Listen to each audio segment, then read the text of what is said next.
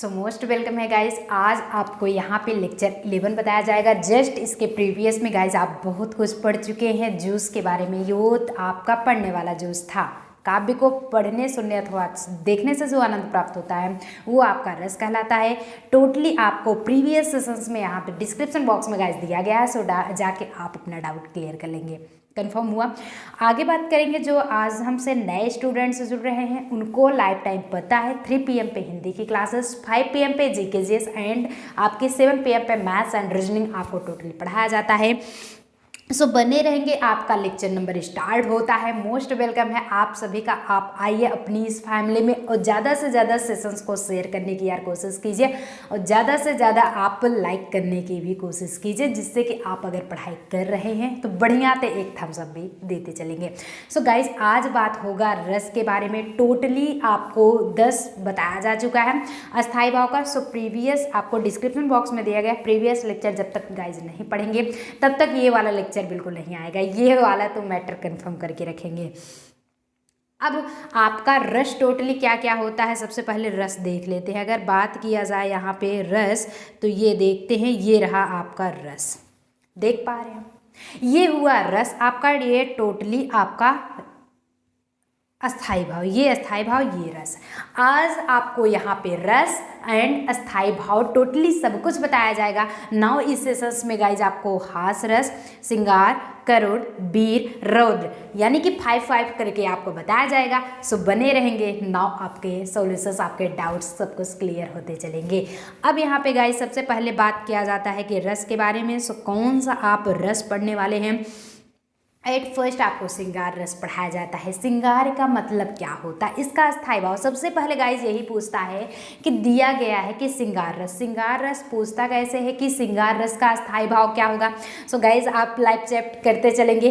क्या करेंगे आंसर इसका आंसर गाइज आप रति कर देंगे। श्रृंगार रस जो जब भी आए उसका अस्थाई भाव रति होता है। ना उसका डिफिनीशंस कैसे जानते हैं, डिफिनीशंस भी आप देख सकते हैं, अपना डाउट्स क्लियर कर सकते हैं कि रति नामक अस्थाई भाव का। आप इतने दिन से कह रहे थे कि नहीं मैम मुझे पढ़ाइए। अरे तो रस यार स्टार्ट हो गया है। ज़्यादा से ज़्यादा सेशन से जोड़ने की कोशिश करेंगे आप लोग। मज़ा आ रहा है, बढ़िया लग रहा है तो यार एक थम्स अप भी देते चलेंगे और साथ साथ क्लियरिटी भी आप करते चलेंगे। गाइस जो ना समझ में आए, चाहे हमसे पुराने जो साथी जुड़े हुए हों या फिर नए जो अपडेट मार रहे हैं, जो नए जुड़ रहे हैं, वो भी अपना डाउट्स क्लियर कर सकते हैं। @union classes करके आप टेलीग्राम भी ज्वाइन कर सकते हैं। नीचे डिस्क्रिप्शन बॉक्स में टोटल प्लेलिस्ट लिंक उसकी सब कुछ दी जा चुकी है। क्लियर हो गया मैटर सब कुछ। अब यहाँ पे आता है कि श्रृंगार रस क्या होता है कि रति नामक अस्थाई भाव कैसा है, रति है। बात किया लगता है जब विभाव, अनुभाव और संचारी भाव के संयोग होता। अब बात आई अगर विभाव, अनुभाव, संचारी भाव क्या है तो गाइस आपको टोटली, इसलिए तो हम कहें फर्स्ट लेक्चर आप पढ़ लीजिए। जब तक फर्स्ट सेशन रस का नहीं पढ़ेंगे तब तक ये सेकंड वाला आपको समझ में नहीं आएगा। सो गाइस आप विभाव, अनुभाव, संचारी भाव जान चुके हैं। उसके संयोग से जब रति नामक अस्थाई भाव का मिलन होता है तो वहाँ पे श्रृंगार रस की उत्पत्ति होती है। यानी कि कहने का मतलब है गाइस रति नामक अस्थाई भाव को, श्रृंगार रस का अस्थाई भाव आपका श्रृंगार रस है। श्रृंगार रस का अस्थाई भाव क्या होता है, रति होता है। तो रति नामक अस्थाई भाव को जब बचा क्या है, विभाव, अनुभाव, संचारी भाव बचा है, वो क्या होता है, उससे संयोग होता है, उससे मिलन होता है। तो ये कंडीशंस आपकी कहलाती है श्रृंगार रस। क्लियर हुआ मैटर। आगे चला जाए। अब इसे चलिए जान देते हैं कि एग्जाम्पल के तौर पे यार आपका कोई एक पर्सन, कोई भी एक सीधा साधा बेचारा पर्सन खड़ा हो, सीधा ही साधा होना चाहिए, टेढ़ा तो नहीं। तो क्या होगा उसमें कि जब तक उसकी यानी कि क्वालिटी को आप नहीं पहचानेंगे या फिर उसके बिहेवियर को नहीं पहचानेंगे तो क्या कुछ कर पाएंगे कि जानेंगे ही नहीं कैसा पर्सन है।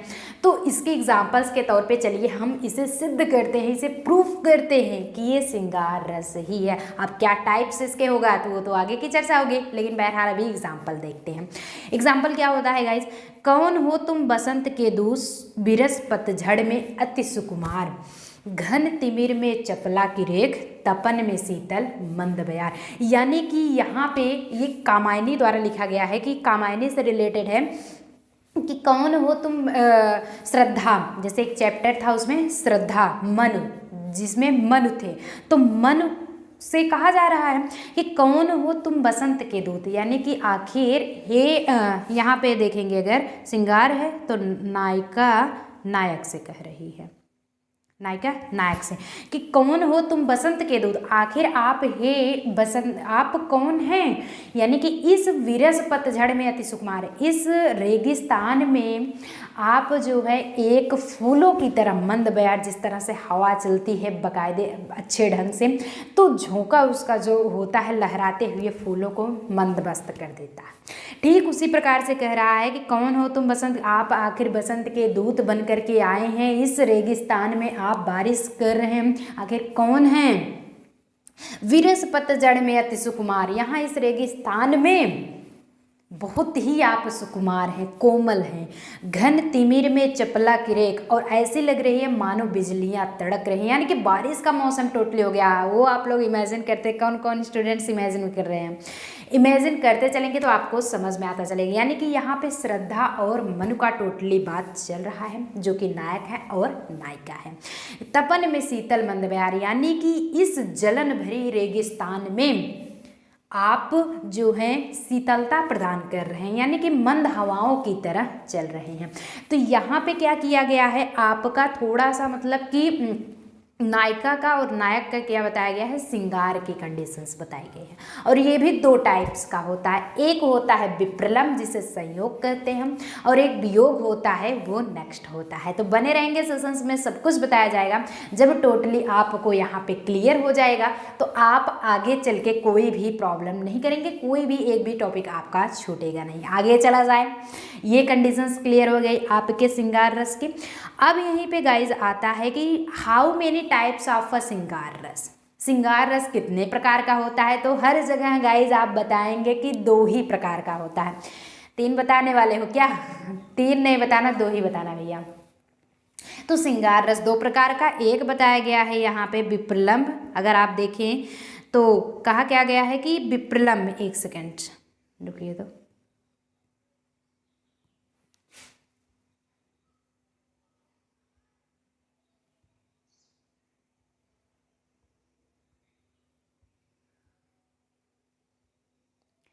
चलिए हुआ थोड़ा सा सिस्टम सही कर रहे थे। श्रृंगार रस के कितने प्रकार होते हैं कि 2 प्रकार के होते हैं। कौन कौन से? एक तो विप्रलम्ब जिसे संयोग कहा जाता है, संयोग मिलन की घड़ी, और यहाँ पे वियोग यानी कि बिछड़ने की घड़ी। तो 2 टाइप्स का होता है गाइस, कोई भी पूछ ले आप आंख बंद कर लीजिए और बता दीजिए। टिक करके, आंख बंद करके टिक करोगे ना यार, गलती कर देंगे। तो इसलिए आंख को खोल के रखिए, आंख मत मूदिए। तो श्रृंगार रस कितने टाइप्स का होता है? 2 आपका विप्रलम्ब एंड वियोग। विप्रलम्ब मतलब खुशी, मिलन जिसे संयोग कहा जाता है, और वियोग क्या होता है? संयोग। आप एक मूवी भी है वो भी देखे होंगे, बड़ी अच्छी फिल्म है, न देखे हो तो देख लीजिएगा, लेकिन पढ़ाई पे ज़्यादा फोकस होना चाहिए। अब क्या होता है, अब आपका आ जाता है संयोग श्रृंगार। अब इसमें इसका डिफिनीशंस क्या होगा, सबसे पहले हम जानेंगे नाउ डिफिनीशंस के बारे में। आफ्टर दैट एग्जाम्पल के तौर पे पढ़ेंगे, लेकिन आपको सेशंस को आपको बिल्कुल भी विदाउट स्किप किए हुए पढ़ना। अगर यार आप स्किप करते चलते हैं तो कुछ नहीं है, नील है, कुछ नहीं समझ में आने वाला है। कुछ समझ में आएगा? कुछ नहीं आएगा। आ रहा हो तो बता दीजिए। स्किप करोगे यार कुछ नहीं आएगा, स्किप नहीं करेंगे सब कुछ आएगा। इतना बढ़िया है, सो स्किप नहीं करना आज से, ओके। संयोग श्रृंगार क्या होता है कि जिस रचना में नायक और नायिका के, अभी जस्ट हमने बताया था, कोई भी ऐसी क्रिएटिविटी हो जिसमें नायक एंड हीरो एंड हीरोइन यानी कि नायिका के मिलन का वर्णन होता है, वहाँ संयोग श्रृंगार होता है। यही अभी टॉपिक हम श्रृंगार रस में भी बताए थे। होता है कि लता ओट तब सखिन, यहाँ पे होगा भैया, ये बना लेंगे थोड़ा सा, सखिन लखाए श्यामल गौर किशोर सुहाए। और फिर क्या होता है कि देख रूप लोचन ललचाने, हर से जन निज निधि पहचाने। इसका मतलब क्या होता है गाइस? कितने गाइस को इसका आंसर समझ में आ रहा है, यानी कि इसका पूरा टोटली अर्थ पता है। अगर आप याद होगा, आप बचपन में 10th में 8th में ये सब सारी क्लासेस में 10th में आपको टोटली ये बताया गया था कि जब सीता स्वयंवर हो रहा था ये होता है कि लता ओट तब सखिन लखाए, कि क्या होता है कि वहाँ पे जब सीता स्वयंवर में भगवान राम जी गए हुए थे तो सीता मैया की जितनी भी सखियाँ थीं वही प्रशंसा करते हैं भगवान की, यानी प्रशंसा तो ऑलरेडी सब कर रहे थे लेकिन उनकी सखियाँ स्पेशली रूप से उन्हें सीता मैया से कह रही थी कि लता ओट तब सखिन लखाई, यानी कि सबसे पहले उनका जो पूरे शरीर था ऐसा लग रहा था मानो चाँद की तरह चमक रहा हो भगवान राम जी का। तो उनके जो होठ थे ऐसे मानो लग रहे थे कि हम एकदम गुलाबी रंग धारण कर लिए हों, और श्यामल गौर किशोर सुहाए, सांवला वो शरीर इतना अच्छा या इतना सुशोभमान हो रहा था कि मानो एकदम यहाँ पे धरती पे चाँद ही हो गया आया हो। और साथ ही साथ कहता है कि देख रूप लोचन ललचाने, उनकी आंखों, लोचन मतलब नेत्र होता है, नेत्र को तो देख करके मानो सभी लाभान्वित हो जाते थे, इतना सम्मनमस्त हो जाते थे। जिस तरह से भगवान श्री कृष्ण बांसुरी बजाते थे ठीक उसी तरह से। हर से जन निज निधि पहचाने, यानी कि सभी हर्षोल्लासित से एकदम खुशी से झूम उठते हैं, और सभी यहाँ तक जो जनता थी, यहाँ तक जो मुनि थे, जनगण थे, सभी उन्हें पहचान लेते हैं कि भगवान आ चुके हैं। तो सेशन बढ़िया लग रहा है। आगे चला जाए फिर, आपका यहाँ पे क्लियर हो चुका है श्रृंगार रस, आज टोटली पढ़ लिए। अब संयोग उसका फर्स्ट पढ़ लिए। अब थोड़ा सा हम चलिए सेकंड पढ़ लेते हैं। सेकंड क्या होता है कि जब सीता हरण हुआ था, कैसे कारण, किस रीजन से हुआ था, नववियोग में आपको बताया गया, जहाँ पर नायक और नायिका के न मिलने के कष्टों को उद्दीप्त किया गया हो, वहाँ पे वियोग श्रृंगार होता है। अब भैया वियोग श्रृंगार क्या होता है ये तो समझ में आ रहा है। संयोग जब आप टोटली पढ़ चुके हैं तो वियोग भी आ जाएगा, उसमें कोई प्रॉब्लम नहीं है। आप डिफिनीशंस गाइज नहीं पढ़ेंगे तो कुछ भी समझ में नहीं आएगा, अगर पढ़ोगे तो ही आपको आएगा। हम बता दे रहे हैं, पढ़ने आपकी रिस्पॉन्सिबिलिटी। जहाँ पर नायक और नायिका के न मिलने के, नहीं मिल रहे हैं तो कष्ट हो रहा है, दुख हो रहा है, उनको उद्दीप्त किया जाए, बताया जाए, वो कंडीशंस हमारी होती है वियोग रस की। इतना मैटर क्लियर हुआ। सेशंस को थम्स अप भी करते चलो यार। जैसे होता है एग्जाम्पल्स के तौर पे, हे खग मृग हे मधुकर श्रेणी, तुम देखी सीता मृग नैनी। इसका आखिर अर्थ क्या होगा, कितने गाइस कर चुके हैं जी? मोस्ट वेलकम है भैया। अब भी आप भी जो आ रहे हैं, लेट क्यों हो जाते हो आप लोग? कम यार आ जाइए, तुरंत पढ़ाई कीजिए, आपका मोस्ट वेलकम है। आप कोई भी अब भी डाउट होता है तो आप कंफर्म करते चलेंगे। अब क्या होता है कि भगवान जब वनवास गए थे, भगवान श्री रामचंद्र, लक्ष्मण जी और सीता मैया साथ में 14 वर्ष के लिए वनवास गए थे, तो वहाँ पे सीता जी क्या हो गई थी, मतलब कि एक मृग को देखी थी, ऐसा लग रहा था कि नहीं मुझे मृग चाहिए, जिद कर दी थी। भगवान राम जी उनके पीछे चले गए थे। सो रावण जो है साधु का वेश बना करके आया था सीता हरण के लिए। लक्ष्मण भी वहीं चले गए थे क्योंकि पहले तो आवाज़ निकाले थे कि थोड़े से चिल्लाने के, तो वो जस्ट चले गए, वो रीज़न है सब कुछ बहुत टोटली। लेकिन वहाँ पे जब भगवान रामचंद्र जी सीता मैया को खोज रहे थे तो कह रहे थे कि हे खग मृग हे मधुकर स्नेही, यानी कि हे पक्षी, हे मृग, सबसे, हर जानवर से, हर एक पत्तियों से, हर एक पौधों से, सबसे पूछ रहे थे कि तुम देखी सीता मृग नयनी, यानी कि मृग जैसे नयन वाले, यानी कि ऐसा नहीं है कि मृग का नयन था, यानी कि एकदम सुशोभ्यमान होने वाली नयनों वाली वो सीता को क्या आप लोगों ने देखा है? यानी कि बहुत ही वियोग कष्ट है भाई, मिलन तो है नहीं, तो वहाँ पे कष्ट की बात बताई जा रही है। तो ये कंडीशंस आपकी हो गई है वियोग श्रृंगार, यानी कि हे खग मृग हे मधुकर स्नेही, तुम देखी सीता मृग नयनी। चला जाए आगे, स्क्रीनशॉट रखते चलिए, स्क्रीनशॉट तुरंत रखते चलिए। और वीडियो का टोटली PDF पाना है @यूनियन क्लासेस करके टेलीग्राम पे ज्वाइन हो जाइए। नीचे डिस्क्रिप्शन बॉक्स में टोटल लिस्ट दी जा चुकी है, लिंक दिया गया, आप जाके पढ़ लेंगे। अब क्या होता है, सेकंड स्टार्ट हो गया है हास रस। हास रस का स्थायी भाव, अगर आपकी जानकारी के लिए गाइस बता दें क्या होता है। हास रस का स्थायी भाव आपका टोटली हास्य होता है। हास रस का स्थायी भाव हास्य हुआ। अब यहाँ पे बताया क्या रहा है, डिफिनीशंस तो आपको कंफर्म होना चाहिए। एक नंबर तो ले लिए कि क्या कहीं नंबर मिल के चुका है, चलते हैं, चलना नहीं है भैया, पहले टोटली पढ़ते चलिए।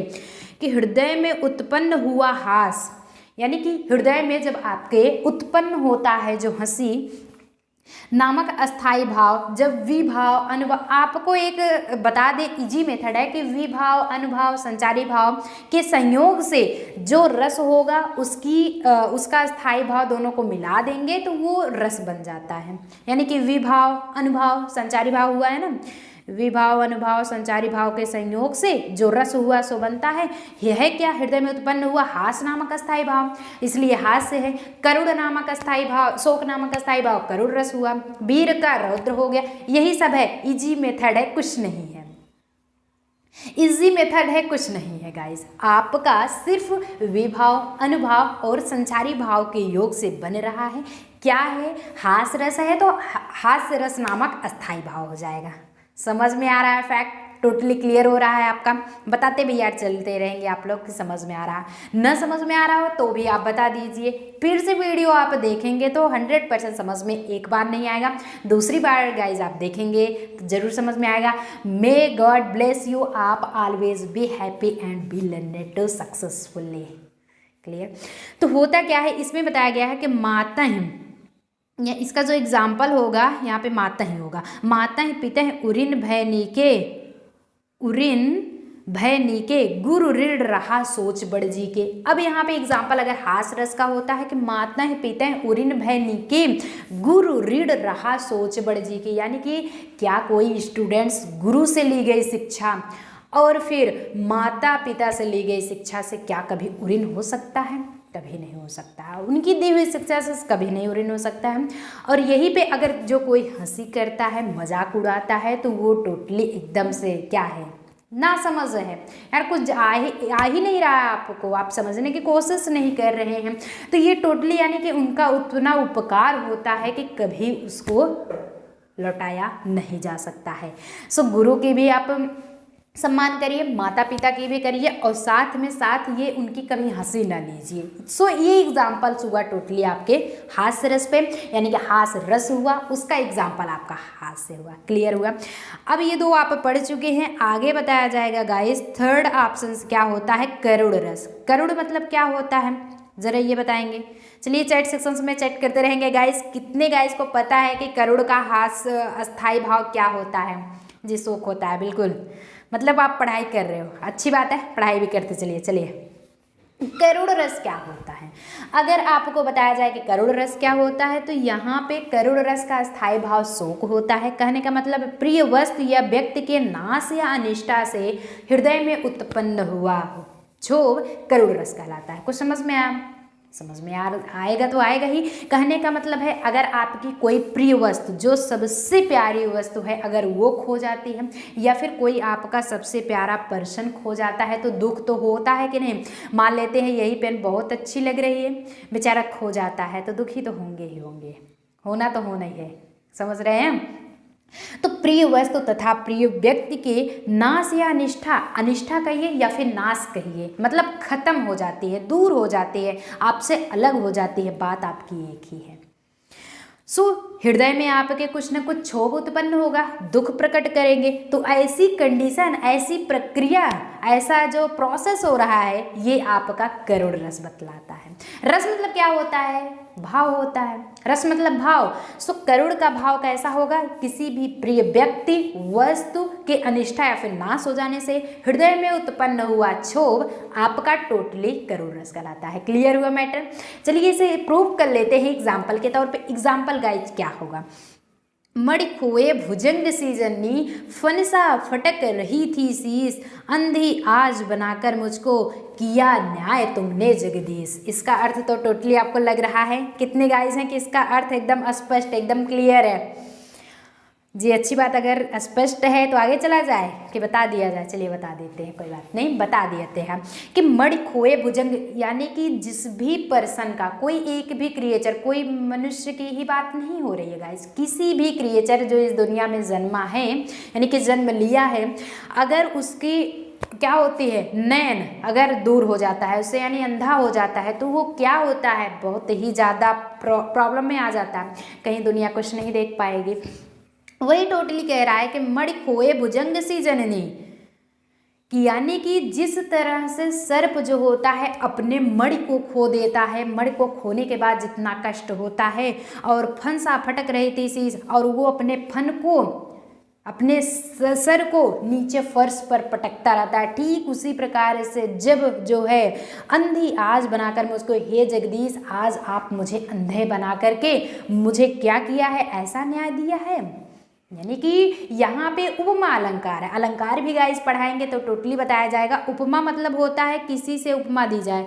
यहाँ पर सांप की तुलना मनुष्य से हुई है, मनुष्य से की गई है, और मणि की तुलना आँखों से की गई है, मणि की तुलना आँखों से की गई है। समझ में आया। सांप की तुलना मनुष्य से यानी क्रिएचर से, जीव से की गई है। कोई भी जीव हो सकता है, जीव विज्ञान नहीं होगा, जीव होगा।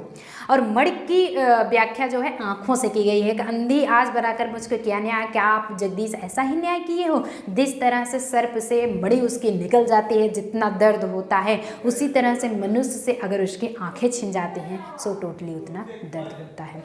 अब क्या आगे होगा, कंडीशन से ये आपका करुण रस का क्लियर हो चुका है। आगे जब हम बताएंगे तो ये आपको बताया जाएगा यहाँ पे वीर रस। वीर सो समझ में आ रहा है कि वीर मतलब महानता है, आपके अंदर शक्ति है, साहस है। इसका टोटली क्या होगा, चलिए डेफिनेशंस विद एग्जांपल्स जानेंगे। लेकिन उसके पहले बताने से पहले आपको बता दें वीर का अस्थायी भाव क्या होता है, उत्साह। वीर मतलब आप जब वीरवान हैं तो जहाँ जाएंगे विजेता बनेंगे तो खुशी तो होगी कि नहीं होगी। चैट सेक्शन में लिखना नहीं बोलेंगे, किसे किसे खुशी होगी यार, सब गाइस सबको खुशी होगी। जब जीतेंगे आप तो जरूर सबको ही खुशी मिलेगी। कह रहा है कि विभाव, अनुभाव और संचारी भाव के संयोग से, यही सब में है, विभाव, अनुभाव और संचारी भाव के संयोग से जो भी रस का स्थायी भाव होगा उसके मिलन से वो रस बन जाता है। अब कौन सा रस है, यहाँ पे वीर है, तो विभाव, अनुभाव और संचारी भाव के योग से उत्साह नामक अस्थायी भाव वीर रस की दशा को प्राप्त करता है या फिर वीर रस कहलाता है। क्लियर हुआ मैटर।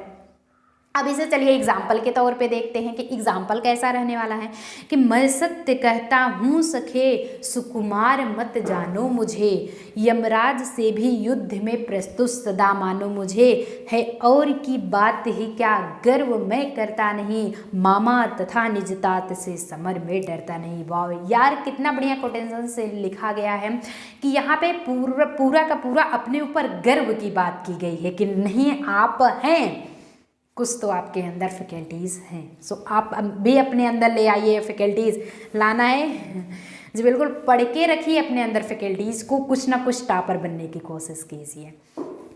तो यहाँ पे कहता है कि मैं सत्य कहता हूँ सखे, हे सखे मैं सत्य कहता हूँ, यहाँ पे कोई झूठ की बात नहीं है। सुकुमार मत जानो मुझे, आप जो है मुझे कोमल मत समझिए, सुकुमार मत जानिए कि मैं पीछे हट जाऊँगा। यमराज से भी युद्ध में प्रस्तुत सदा मानो मुझे। यमराज क्या होते हैं, मौत के दूत ही तो होते हैं। अगर युद्ध में यमराज भी आ जाते हैं तो क्या होगा, तब भी हमें आप प्रस्तुत ही मानेंगे। ऐसा नहीं है कि मौत के डर से आप भाग जाएंगे, कहीं दूर हट जाएंगे। वो क्या है, सच योद्धा होता है? बिल्कुल नहीं होता है। सच्चा योद्धा तो वही होगा जो वीरगति को प्राप्त हो जाए लेकिन पीछे हटने की कोशिश न करे। वही यहाँ पे बताया गया है वीर रस का टोटल एग्जाम्पल। और क्या कहता है कि है और की बात ही क्या गर्व मैं कर, और साथ साथ गाइज ये भी बता रहा है कि मैं गर्व नहीं कर रहा हूँ कि नहीं मेरे अंदर इतनी शक्ति है। गर्व नहीं कर रहा है, विनम्रता पूर्वक बता रहा है कि मैं गर्व बिल्कुल नहीं कर रहा हूँ कि मामा चाहे समर भूमि में यानी कि युद्ध भूमि में चाहे खुद के पिता या फिर मामा ही आ जाएं जो इतने प्यारे हैं, लेकिन मैं उनसे पीछे नहीं हटूंगा, मैं डटकर मुकाबला करूंगा। तो ये कंडीशंस हुई आपके वीर गति की यानी कि वीर रस का। आप टोटली क्लियर हो गया। सेशंस को थम्स अप करते चलेंगे यार, ज़्यादा से ज़्यादा आप भी अपने फ्रेंड्स में सेशंस को आप शेयर भी करते चलेंगे जिससे कि और भी फ्रेंड्स आकर के नाउ अपने इस फैमिली में जुड़ें, अपना डाउट्स क्लियर करें, साथ ही साथ यहाँ पे नॉलेज आपको प्राप्त हो। आगे चला जाए फिर कोई दिक्कत हो तो बता दीजिए, समझ में आ रहा है। और ये भी साथ साथ कहते चलेंगे कि सेशंस आपको कैसा लग रहा है। चलिए लास्ट स्टेप यहाँ पे देखा जाता है। लास्ट स्टेप क्या होगा, साथ साथ सेशंस को कैसा लग रहा है ये भी आप बताते चलेंगे। अब होता है रौद्र रस। रौद्र मतलब क्या होता है, क्रोध बताया गया है आपका यहाँ पे, क्रोध नामक अस्थायी भाव। है क्या डिफिनीशन टोटली आपको बता दिया गया है, बहुत ही इजी मेथड है कि जब विभाव, अनुभाव और संचारी भाव के संयोग से, यहाँ टोटली है रस कौन सा है, रौद्र है। सो क्रोध नामक अस्थाई भाव रौद्र रस का रूप धारण कर लेता है। किस रस का, टोटली रौद्र रस का। तो रौद्र रस का रूप धारण करता है विभाव, अनुभाव और संचारी भाव के संयोग से वीर यानी कि क्रोध नामक अस्थाई भाव आपके रौद्र रस को धारण कर लेता है, रौद्र रस की कंडीशंस को बताता है।